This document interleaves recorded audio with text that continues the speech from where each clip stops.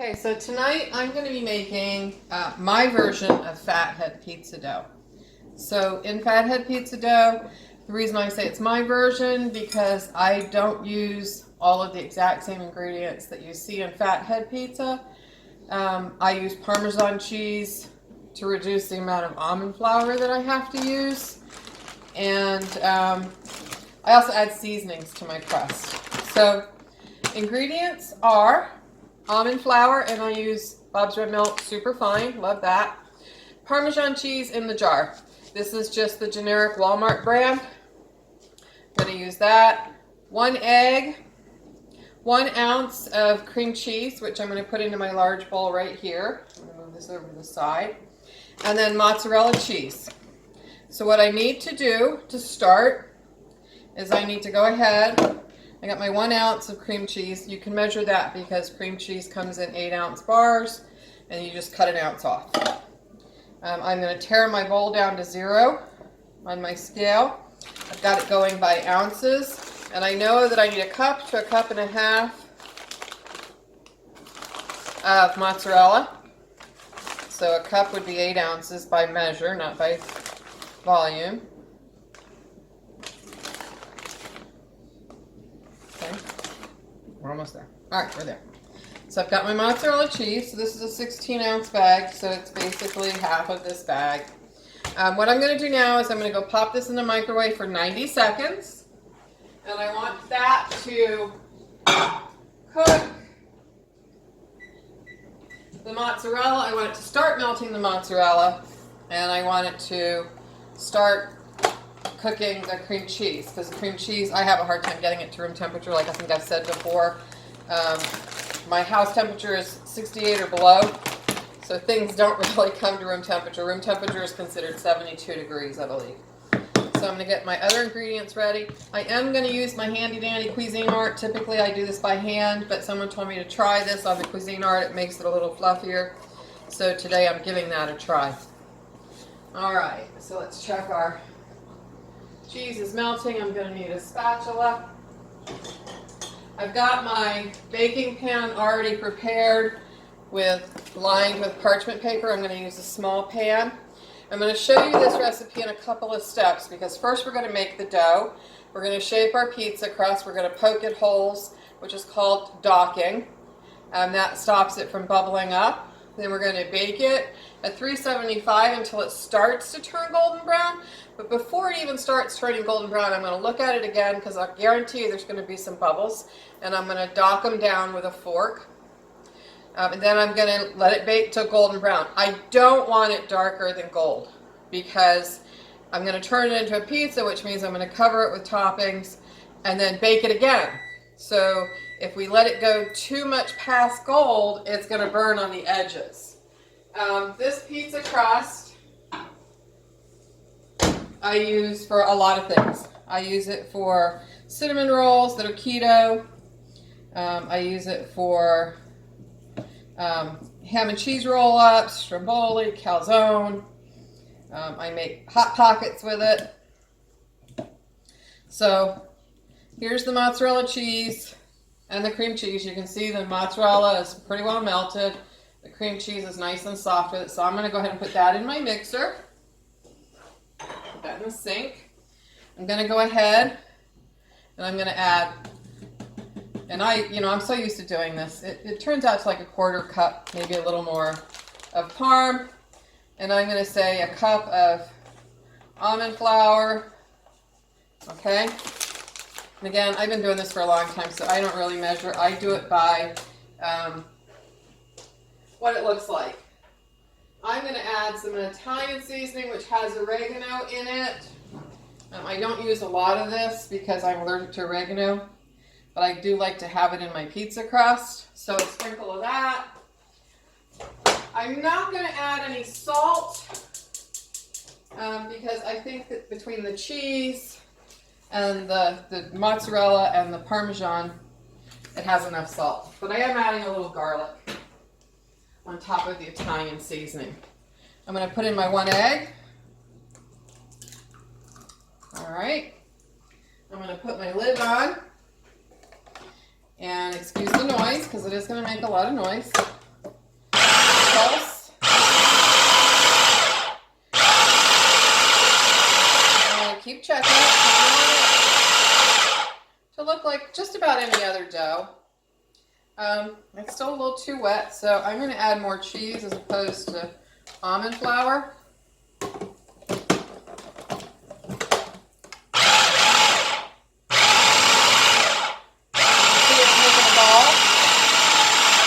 Going around. Now, one of the things with this dough is it's not going to be cohesive like a bread dough. It's going to be a little sticky. Still just a little too sticky. So I am going to go ahead and add some more almond flour. One of the things the almond flour does, it gives it structure. It also takes a lot of the fats and helps build the structure as it puffs up. You could use coconut flour. I'd be careful with coconut flour because it acts different from almond flour. Perfect, there we go. All right, so we're gonna take this off the machine. I don't know why I'm having such a problem today. All right, let's do that, and then that. All right, so I'm gonna move the machine to the side. Because now what I want to do is move my tray. My oven just went off and said it's ready. I'm going to move my tray here. Put this back in my sink. You can see my dough. It's made a pretty good ball. There's still some loose dough, and that's okay. We're going to combine it all. What we need to do, what I find when I'm working with this dough is wet my hands. So I'm going to do that real quick.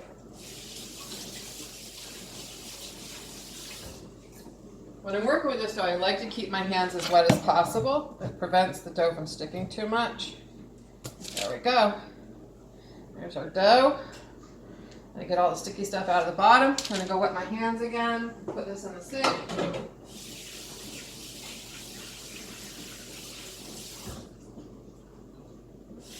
Nice and wet.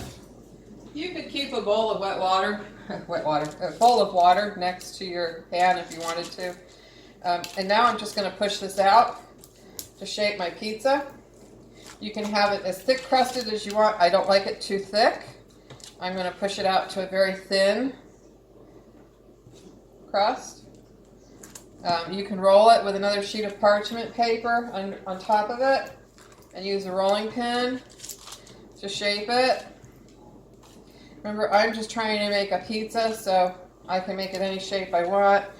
If I was going to make this into a calzone, I would get to the stage, fill this side, use the paper. You can see it's not going to stick to the paper. Use the paper to flip it over. If I were making, I wet my hands again. If I were making cinnamon rolls, I would use a rolling pin and roll it out. There we go. So that it would be the right size rectangle. It would be a perfect shaped rectangle. And that way, when you're rolling, you got the right size cinnamon buns. And I am going to make, I picked up some blackberries. So I am going to make cinnamon buns this weekend with this dough, with blackberries. I could cut this dough in half right now and do that later. But I'm going to go ahead and make this into one whole pizza because I want to. Now what I like to do, and let me go wet my hands again so I can get this right. You know, most pizzas have puffy crusts, right? So what I'm going to do is I'm going to pull this up. I'm going to get the stuff that's not on the parchment paper back on, and I'm going to make my puffy crust. Oops. There we go.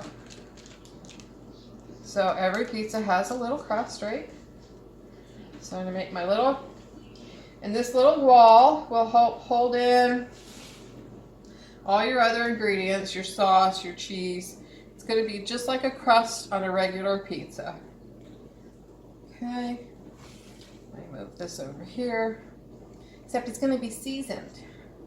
And if I wanted to, I could roll it out really super thin and fill it with mozzarella cheese. But that would just be way too much for me because this is very filling. I can only ever eat one slice. It's got a lot of fat in it from the cheeses that you use. Move this over here. All right, we're almost done. Almost to the point where I'm going to stick it in the oven. I'm going to show you how I dock it down. Again, that's going to be my pizza crust, where it'll hold in all the sauces that I'm going to use. I'm just going to use jarred pasta sauce as my pizza sauce. You can use whatever you want. You can make this as thin as you want, as thick as you want. If it's thicker, it's going to bake longer.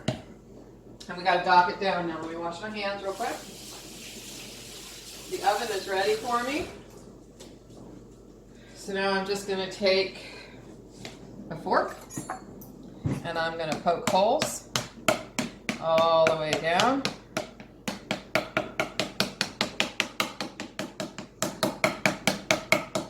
Okay. And then I'm going to throw it in the oven. And I'm going to go on pause and I'll show you when it comes out. And then we'll make our pizza for dinner. So let me find my pause button on the camera here.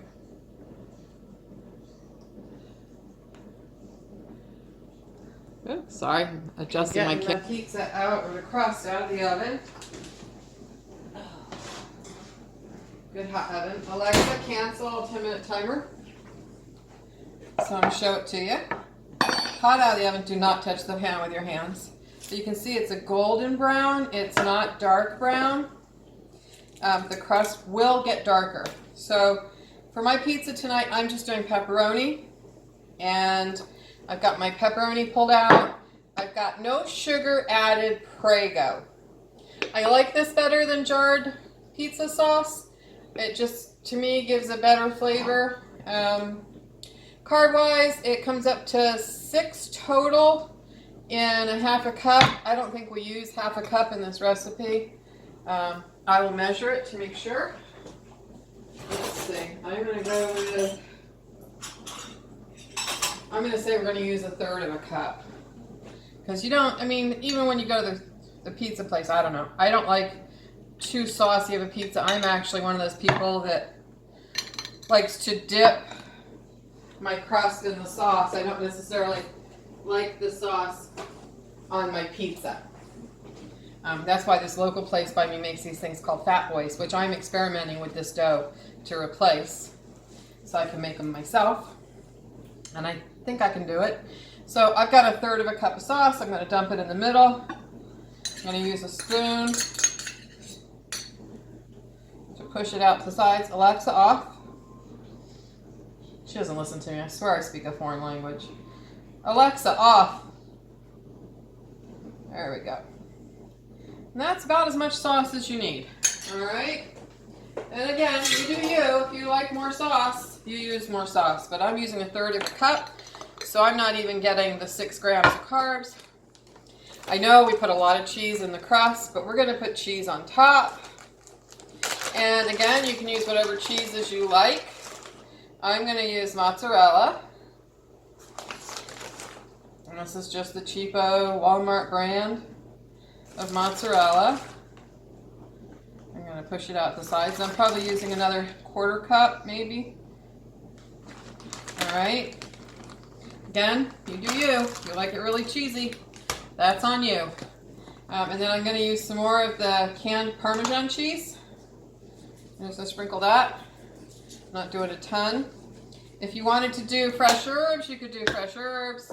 I have done this pizza with caramelized onions and tomatoes. Again, it's all about your preferences, what you're going to enjoy the most. You could use deli sliced provolone cheese instead of mozzarella. You could use Swiss cheese. You could. I've been known to put Munster cheese on it. I do like a lot of pepperoni. I've been known to put Munster cheese on it before. I will grate it up or chop it up and add it in with my mozzarella blend on top. And I love that. Again, I like pepperoni, so I'm putting a lot. Let's see, I didn't weigh it. I'm just kind of, there's probably 20, 25 slices. All right, I'm going to put this back in the oven for another 10 to 15 minutes, and then if I have to, I'm going to broil it on the top. Be back in 10 to 15 minutes. Alexa, set a timer for 15 minutes. 15 minutes. Starting now. Okay, Alexa off. I'm getting ready to get the pizza out of the oven. Get baked. An additional 15 minutes. And then I put it in the broiler for a few minutes. You gotta keep a watchful eye on it. I'm gonna gild the lily a little bit. It looks beautiful. I'm gonna sprinkle some shredded or shaved parmesan on top while it's still bubbling hot. Let that melt in. I am not gonna cut this right this second. I'm gonna wait a few minutes, like you should with any piping hot pizza. And then I'm gonna slice it. Like I said, this is, I'm telling you, if I just cut this into 2, 4, 6 slices, I could probably eat a slice and a half. It's a lot of protein and a lot of fat. Fat coming from the cream cheese mostly and the mozzarella. That's it, I'm done. I could sit here and do that all day because I love Parmesan cheese. So the recipe is 1 large egg, 1½ cups of mozzarella shredded. Use the commercial shredded kind because it's got some kind of glucose or something in it that helps it form the crust. An ounce of cream cheese to 2 ounces of cream cheese, depending on how much you like it. 1/4 cup of superfine almond flour. I use about 1/2. And 1/4 cup of grated Parmesan. Again, I use about 1/2. This is one of those recipes. Follow it the first time the way it's written.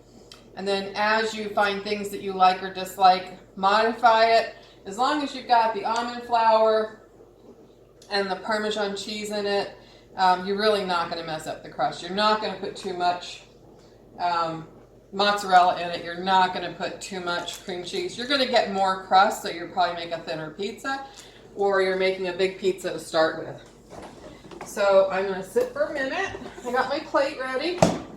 I got my bench scraper, which I'm going to use to cut the pizza because I couldn't find my pizza wheel.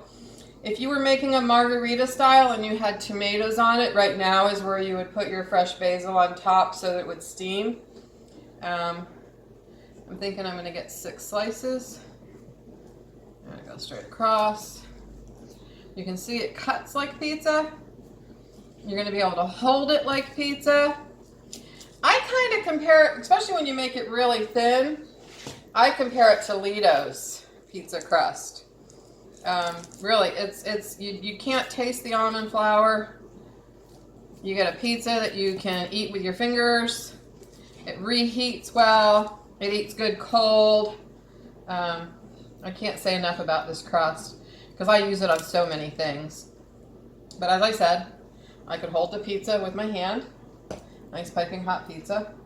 And I'm going to go and enjoy my pizza. And I got 6 pieces. Like I said, it's very filling. So maybe 1.5 pieces is what you'll end up eating. I could have made it thinner, made it larger on a half-sheet pan. I wanted it a little thicker today. You can see it looks just like a pizza crust. It holds up. It eats well. I hope you enjoy it. Thanks. Bye-bye.